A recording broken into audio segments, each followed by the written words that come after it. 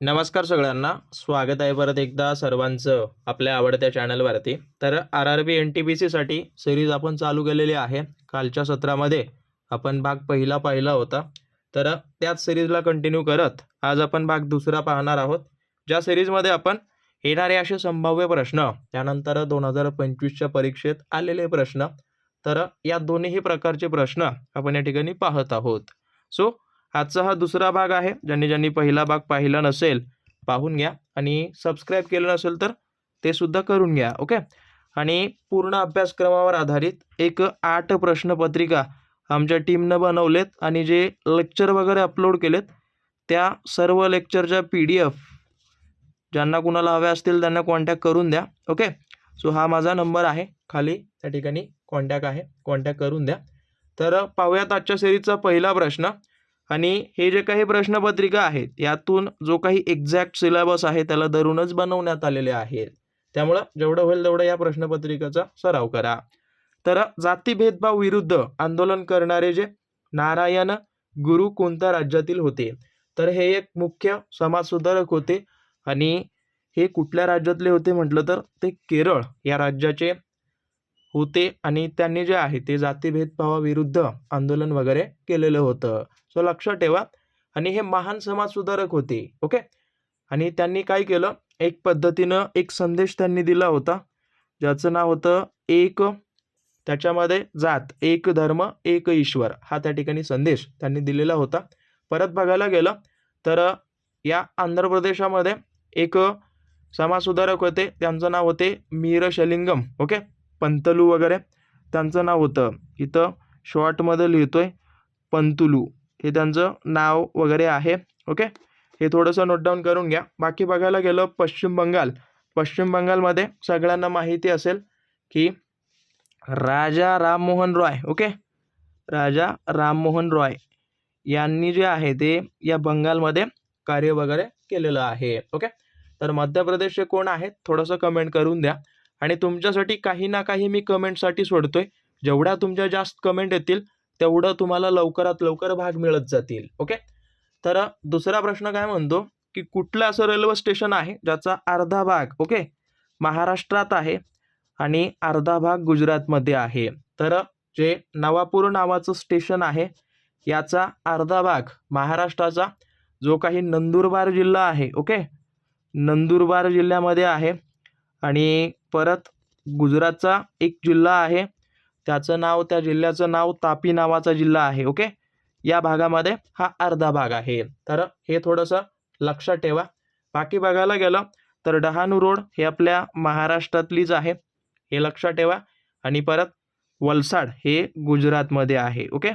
आणि परत परत सांगतोय रेल्वेशी निगडीत प्रत्येक शिफ्टला, ओके, रेल्वेशी निगडीत प्रत्येक शिफ्टला जवळपास 1 ते 2 प्रश्न विचारलेले होते, त्याच्यामुळं तेही बघा. आणि अजून एक बॅच जी काही आहे त्या बॅचमध्ये तुम्हाला जे 2025मध्ये PYQ झालेले आहेत तर त्या PYQs मराठीमध्ये उपलब्ध करून देण्यावर भर देण्यात आलेला आहे. सो ज्यांनी कोणी जॉईन केली नसेल खाली नंबर अथवा लिंक वगैरे आहे, ॲप वगैरे असेल तर डाउनलोड वगैरे करून घ्या, त्या ठिकाणी सगळी माहिती तुम्हाला मिळून जाईल. ओके. परत कुंडारा उद्घोषणा, ओके, उद्घोषणा वगैरे कोणत्या स्वातंत्र्य सैनिकाशी संबंधित आहे? तर हे जे आहे ते स्पेशली करून ब्रिटिशांनी जे काही अन्याय केलं होतं तर त्या अन्यायाविरुद्ध सरळ सरळ तलवारबाजी करा असा संदेश किंवा ह्याचा महत्त्वाचा उद्देश होता. तर याच्याशी संबंधित असलेले जे स्वातंत्र्य सैनिक होतं त्यांचं नाव होतं वेलुथंपी. यांनी जे आहे ते हे उद्घोषणा वगैरे केलेली आहे. ओके. तर लक्षात ठेवा. परत बघायला गेलं तर ही घटना कधी घडली वगैरे म्हटलं तर 1809 मध्ये ही घटना वगैरे घडलेली आहे. आणि हे सर्व प्रश्न जे काही आज आपण पाहत आहोत ते 2025च्या परीक्षेत विचारलेले प्रश्न आहेत, त्याच्यामुळं या सर्व पद्धतीच्या प्रश्नांची तयारी करा. हां. आणि परत बघायला गेलं तर हे कुंडारा उद्घोषणा काय म्हणतात, तर हे कुंडारा नावाच्या ठिकाणी यांनी हे उद्घोषणा वगैरे केलेली होती. ओके. तर लक्षात ठेवा, थोडंसं महत्त्वाची माहिती ही तुम्ही नोट डाऊन करून घ्या. परत बघायला गेलं तर तमिळनाडूमध्ये जे कट्टाबोम्मन, ओके, कट्टाबोम्मन नायक जे आहेत ना, तर यांनी तमिळनाडूमध्ये यांचं कार्य वगैरे आहे, किंवा एक पद्धतीनं त्यांनी जे आहे ते ब्रिटिशाविरुद्ध लढा वगैरे दिलेला होता. ओके. बाकी जे ऑप्शन सोडतोय त्या ऑप्शनबद्दल सुद्धा थोडीफार माहिती तुम्ही रिसर्च करून काढा. ओके. तुमच्यासाठी सोडतोय. परत बघायला गेलं तर समुद्रात वस्तूचा शोध घेण्यासाठी कोणती तंत्रज्ञान ध्वनी लहरीचा वापर करतात? तर समुद्रामध्ये ज्या ठिकाणी वस्तूचा शोध घेण्यासाठी एक पद्धतीनं जी सोनार नावाची यंत्रणा आहे तिचा त्या ठिकाणी वापर केला जातो. ओके. सोनारचं फुल फॉर्म वगैरे जर विचारलं तर लक्षात ठेवा, साऊंड नेव्हिगेशन अँड रॅन्गिंग वगैरे त्याला म्हणतात. ओके. या ध्वनी लहरीचा वापर करून जे काही समुद्राची खोली मोजल्या जाते. ओके. समुद्राची खोली सुद्धा मोजतात, अथवा एखादं जहाज वगैरे जर समजा बुडालं, ओके, त्याचा सुद्धा शोध या ठिकाणी घेण्यात येतो. ओके. सो हे थोडं लक्षात ठेवा. परत बघायला गेलं तर लिडार नावाची जी काही यंत्रणा आहे याच्यामध्ये नेमकं काय करतात, तर जे काही प्रकाश लहरी असतात ना, ओके, प्रकाश लहरी याचा वापर या ठिकाणी करतात, किंवा याच्यामध्ये याचा वापर वगैरे केला जातो. परत सार कुठं आहे या ठिकाणी, ज्याला आपण SAR. ओके. आता याच्यावरून तुम्हाला कल्पना आली असेल की एक पद्धतीनं हे रडार यंत्रणा आहे. ओके. रडार यंत्रणा. तर थोडं लक्षात ठेवा. आणि परत सांगतोय, सबस्क्राईब केलं नसेल करून घ्या. याच पद्धतीचे सर्व तुम्हाला जे PYQ झालेत त्यांचं विश्लेषण, त्यानंतर GK GSचे जे काही महत्त्वाचे प्रश्न ते सर्व या ठिकाणी मिळून जातील. ओके. आणि ज्यांना कुणाला PDF वगैरे हवे असतील, खाली नंबर आहे, लिंक आहे, त्या ठिकाणी माहिती वगैरे मिळवून घ्या. ओके. परत पार्शियनांची उत्पत्ती खालीलपैकी कोणत्या देशातून झाली? ओके. हा सुद्धा PYQ प्रश्न 2025चाच आहे. सप्टेंबरमध्ये जे काही पेपर झालेत त्यांची. ओके. तर यांची जी काही उत्पत्ती आहे, किंवा पार्शियनला जे आहे ते एक पद्धतीनं दुसरं नाव आहे. ओके. त्यांना एक दुसरं नाव पहलव या नावानं सुद्धा ओळखलं जातं. आणि यांची जी काही उत्पत्ती आहे ती कुठं झाली? इराण. ओके. इराक नाही, इराण या देशामध्ये त्यांची उत्पत्ती वगैरे झालेली आहे. तर लक्षात ठेवा. आणि परत बघायला गेलं तर भारतामध्ये वगैरे यांचं आगमन वगैरे कधी झालं, तर कुशाणांच्या कालखंडात. ओके. कालखंडामध्ये वगैरे यांचं आगमन वगैरे झालेलं आहे. ओके. तर लक्षात ठेवा. आणि स्पेशली करून हे भारताचा जो काही वायव्य भाग आहे ना, या भागामध्ये त्यांनी आपली सत्ता वगैरे स्थापन वगैरे केलेली आहे. ओके. तर हे काही महत्त्वाचे पॉईंट्स आहेत. आणि प्रत्येक पॉईंट नोट डाऊन करून घ्या. आणि परीक्षेच्या समोर फक्त तुम्ही एक पद्धतीनं नजर वगैरे फिरवू शकता. आणि ज्या 2025मध्ये जे प्रश्न सांगितलेत, जवळपास खूप साऱ्या सिरीजमधून जशास तसे प्रश्न आलेत. ओके. तुम्ही एक बार क्रॉस चेक वगैरे करू शकता. ओके. तेही तुम्हाला सांगेन. परत बघायला गेलं की खालीलपैकी कोणत्या वर्षी माहितीचा अधिकार कायदा संमत करण्यात आला? तर माहितीचा अधिकार ज्या वेळेला तुम्हाला विचारलं जाईल त्यावेळेला तुम्ही लक्षात ठेवा, 2005 साली हा माहितीचा अधिकार असलेला कायदा संमत करण्यात आलेला आहे. ओके.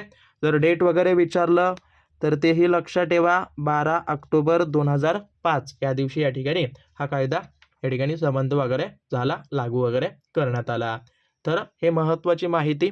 परत बघायला गेलं तर खाली दिलेल्या गटांपैकी हायड्रोजन कोणत्या एका गटाशी संबंधित वगैरे आहे? तर बघायला गेलं तर समूह पहिल्यामध्ये हा संबंधित वगैरे असतो, किंवा एक पद्धतीनं आधुनिक आवर्त सारणीमध्ये. ओके. पहिल्या गटामध्ये. आता या पहिल्या गटामध्ये काय आहेत? एक पद्धतीनं त्याला आपण म्हणू शकतो की याच्यामध्ये कुठले अल्कली धातू जे आहेत ना, ओके, अल्कली धातू यांचा समावेश आहे. याच्यासोबत त्याला ॲड करण्यात आलेलं आहे. ओके. आणि याच्यामध्ये हे अल्कली धातू म्हणजेच काय? ज्यांच्या बाह्य कक्षेमध्ये एकच इलेक्ट्रॉन असतो. ओके. इलेक्ट्रॉन अशा गोष्टीला, अशा ज्या काही घटक असतात त्यांना अल्कली वगैरे आहेत. ओके. धातूसोबत वगैरे ठेवलंय. परत बघायला गेलं तर जो काही 17 समूह आहे याच्यामध्ये हॅलोजनचा आहे. ओके. हॅलोजन हे थोडंसं लिहून घ्या. परत बघायला गेलं समूह 18. समूह 18 मध्ये जे काही राजवायू असतात ना, ओके, राजवायूचा समावेश वगैरे आहे. ओके. परत बघायला गेलं समूह 2 मध्ये काय आहेत कमेंट करून द्या. परत पुढे बघूयात याच्यामध्ये. आणि तुम्हाला सांगतोय प्रत्येक शिफ्टला या भागावर एक कॉमन प्रश्न दिसलाय. ओके, कॅम्प्युटरशी निगडीत. त्याच्यामुळं थोडंसं बघा, जास्त करून थोडं विंडोजवर फोकस वगैरे करा. त्यावर त्यांनी बरेच प्रश्न वगैरे विचारले आहेत. बघायला गेलं तर टास्क मॅनेजर उघडण्यासाठी विंडोज OS मध्ये ओके, ऑपरेटिंग सिस्टम OS म्हणजेच तर कोणत्या की संयोजनाचा वापर करतात? तर त्याच्यामध्ये control plus shift plus ESC नावाची जी काही कीज असते याचा वापर त्या ठिकाणी केला जातो. तर लक्षात ठेवा. परत बघायला गेलं तर अल्ट्रा प्लस टॅब हे कधी वापरतात? ज्या वेळेला प्रोग्राम बदलायचा असतो. ओके, प्रोग्राम बदलण्यासाठी याचा वापर वगैरे केला जातो. परत अल्ट्रा प्लस F4 हे कशासाठी करतात? तर एखादी या ठिकाणी काय त्याला आपण म्हणू शकतो विंडो आहे चालू. ओके, तर एखादी विंडो बंद करण्यासाठी त्या ठिकाणी केला जातो. ओके, थोडंसं लिहून घ्या जमलं तर. आणि जे काही कीचा वापर आहे त्यावर थोडंसं फोकस करा. ओके, पाहूयात पुढचा प्रश्न. तर इथं विचारलंय की भारतीय संविधानाच्या संस्थात्मक चौकटीवर कोणत्या ब्रिटिश कायद्याचा मोठा प्रभाव वगैरे होता? तर जो आहे भारत सरकारचा कायदा 1935 ओके, याच्यावर जो आहे तो या ब्रिटिश कायद्याचा मोठा प्रभाव या ठिकाणी पडलेला होता. ओके, कारण का जवळपास भारतीय राज्यघटनेचा जो काही ओव्हरऑल बघायला गेलं तर 60 ते 70% भाग ओके या कायद्यातून घेण्यात आलेला आहे. ओके, ज्याच्यामध्ये एक पद्धतीनं स्पेशली करून सांगायला गेलं तर जे राज्यपालचं पद आहे ओके ते याच्यामध्ये समाविष्ट आहे. परत बघायला गेलं तर जी काही संघराज्य व्यवस्था वगैरे आहे ते याच्यामध्ये एक पद्धतीनं सांगण्यात आलेली आहे. ओके, तर याच्यातले खूप सारे बाबी याच्यामध्ये घेण्यात आलेले होते किंवा आहेत. आणि परत अजून सांगायला गेलं तर संविधान दिन वगैरे थोडंसं लक्षात ठेवा. 26 नोव्हेंबर. परत संविधानाचे शिल्पकार डॉक्टर बाबासाहेब आंबेडकर यांना म्हणतात. ओके, पहिले कायदेमंत्री तेच होते. त्यानंतर परत खूप सारी माहिती आहे. पहिलं अधिवेशन कुठं भरलं, त्यानंतर त्या अधिवेशनाचे महत्त्वाचे जे काही कार्यकारिणी किंवा सभासद वगैरे होते, किती होते, हे थोडंसं डिटेलमध्ये करा. ओके, परत बघायला गेलं की चोल शासनामध्ये स्थानिक शासी संघाद्वारे मुख्यत्वे संबंधित असलेले ओके सर्वात लहान प्रशासकीय घटक कोणते आहेत? किंवा एक पद्धतीनं अशा प्रश्न विचारलाय की जे काही स्थानिक असलेली सर्वात लहान प्रशासकीय घटके आहेत ना त्यांना काय म्हणतात? तर चोल साम्राज्यामध्ये जे लहान लहान घटके होते प्रशासकीय घटके ते होते ऊर या नावानं, किंवा याला जे आहे ते गाव आजच्या भाषेमध्ये म्हटलं जातं. ओके, आणि नाडू हे कशाला म्हणतात? नाडू जो आहे तो जो काही जिल्ह्याचा समूह असतो ना त्याला या नावानं ओळखलं जात होतं. आणि परत बघायला गेलं तर आता हे मंडला वगैरे म्हणतात ना, मंडल म्हणजेच एक पद्धतीनं प्रांत वगैरे. तर याचे हे अर्थ वगैरे होते. बाकीचा जो काही ऑप्शन रिमेनिंग आहे त्याचं तुम्ही उत्तर द्या. ओके, तुमच्यासाठी आज बरंच काही सोडलंय. थोडंसं व्यवस्थित नोट डाऊन करून उत्तरं द्या किंवा रिसर्च करून दिलं तरी चालेल. परत कोपिली जलविद्युत प्रकल्प कोणत्या भारतीय राज्यात स्थित आहे?